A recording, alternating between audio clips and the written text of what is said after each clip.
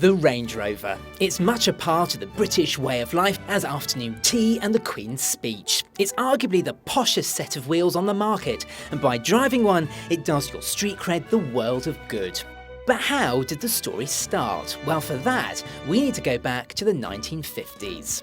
You see, Land Rover were worried that the initial fantastic appetite for the original Land Rover would eventually slow down, and customers would want something less Animal Farm and more Lord of the Manor, a car that was more comfortable and didn't shake your teeth out.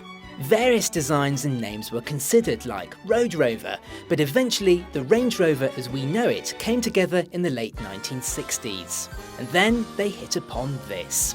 The boxy silhouette is now iconic, and the car we have here is the 1970 Range Rover in its purest form. However, technically, this isn't a Range Rover. So what we've got here is a 1969 Velar, and I say Velar because that is the correct way to pronounce the name. Now, the new car is called Velar, for reasons nobody really can tell me, but the original is called Velar.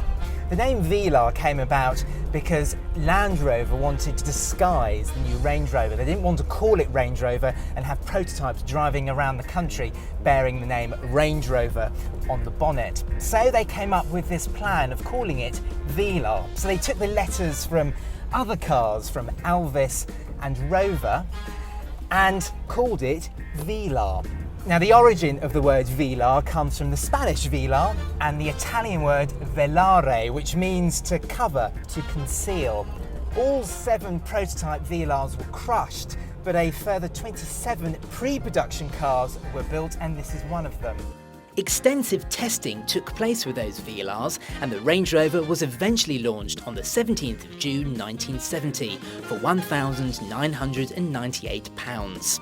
It was an immediate sales hit because it had no rivals. Not only did it appeal to farmers, but also to buyers of prestige cars who wanted a go-anywhere estate car. Very quickly, the Range Rover became a status symbol. And a Range Rover was even on show in the Louvre in Paris because it was considered a work of art. It was the car of the moment. It is an absolute peach to drive, and up front is Rover's ubiquitous Buick 3.5 litre V8, and it is so smooth. It makes a most wonderful noise as well, and it gave the Range Rover enough power to actually plough through fields and up mountains and through streams and fords that the Range Rover has become so famous and well known for. Now, to drive this Velar, it does feel very different from a modern day Range Rover, what with its thin metal steering wheel and velour seats, but one thing that remains identical, and it's the driving position. Now, you look out over this square bonnet and somehow you just feel better than everybody else on the road. It still drives along with this sort of majestic waft as well. It is absolutely glorious. Now, this Velar is the Range Rover at its most pure, because from here on in, the Range Rover started to change. Now, in 1981, the first 5-door Range Rover came out, and that was followed a year later by the automatic. In 1980, Land Rover had played around with the idea of having a posh Range Rover, so there were a few Range Rovers called in vogue. And the name obviously comes from the Vogue magazine because it was that magazine that the car was featured in. And in 1984, the Range Rover Vogue became a proper model, and the transformation from farmer's workhorse to wheels suitable for Chelsea and Knightsbridge was complete. And the rest, as they say, is history.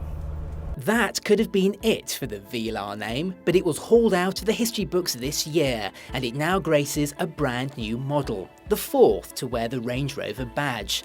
Sitting between the Evoque and the Range Rover Sport, the new Velar is all about style and form, and a far cry from the original. So if you're considering buying a new Range Rover Evoque, a Sport, the new Velar, or even the Big Daddy Range Rover, just remember how the story started.